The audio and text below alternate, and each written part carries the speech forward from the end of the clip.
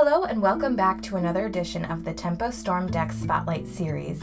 For this spotlight, we're going to be diving into Control Warrior and looking at the new tools that Saviors of Uldum has brought to the deck. Control Warrior has been one of the defining decks of Standard since Rise of Shadows launched in early April, and the Saviors of Uldum expansion hasn't changed that. Warrior has received some exciting new cards that help to make the deck a bit more streamlined and powerful, which has helped to push it over the top in this early meta. Players have been finding success with this deck already, and Elfandor recently hit rank 1 legend with it. Before we take a look at the deck's win conditions, make sure to subscribe to the channel for more Hearthstone content. While Control Warrior can be a difficult deck to play, the plan of the deck is relatively straightforward. Kill the opponent's minions and outvalue them with powerful late-game cards. Dr. Boom Mad Genius is one of the single strongest cards in Standard and the primary value engine of this deck.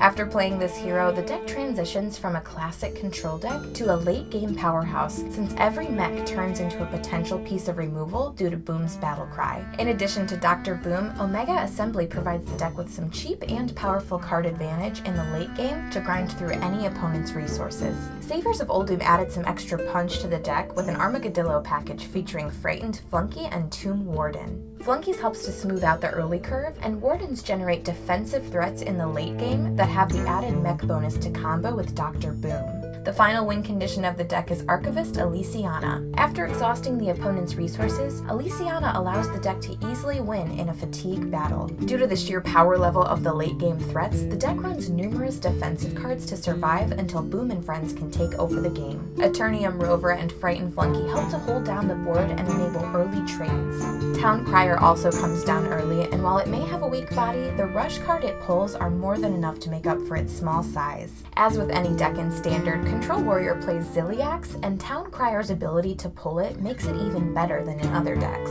Saviors of Uldum introduced Restless Mummy, which has quickly replaced Militia Commander as the go-to rush minion of choice. While Commander has been a staple of Warrior decks for months, Restless Mummy's ability to trade into a 6 health minion or trade into 2 smaller minions makes it more flexible than Commander, and that flexibility is perfect for this deck. One of the biggest strengths of Control Warrior is the access to some of the most efficient board clears in Standard. Both Brawl and Warpath are extremely powerful for their mana costs and help to keep aggressive and mid-range decks in check. While Warrior gains armor with shield blocks and the hero power, opponents need to develop more and more onto the board to keep up, which walks them right into board clears. For targeted removal, Shield Slam is as efficient as it gets, and this helps to take care of singular large minions. For taking care of a couple big minions, Super Collider is the best weapon for the job. After turn 10, Omega Devastator upgrades from a lowly Chillwind Yeti to a great piece of removal that leaves a sizable body behind. Dinomatic rounds out the deck and functions as a fantastic tool for managing early boards of small minions. A new meta is here, and Control Warrior has managed to remain a tier 1 strategy. Unless there is a nerf to Dr. Boom in the future, that top tier status likely won't be changing, so now is as good of a time as any to pick up the deck. Be sure to like and subscribe to the Tempo Storm Hearthstone YouTube channel to stay up to date with our content, and let us know in the comments what decks you'd like us to feature next.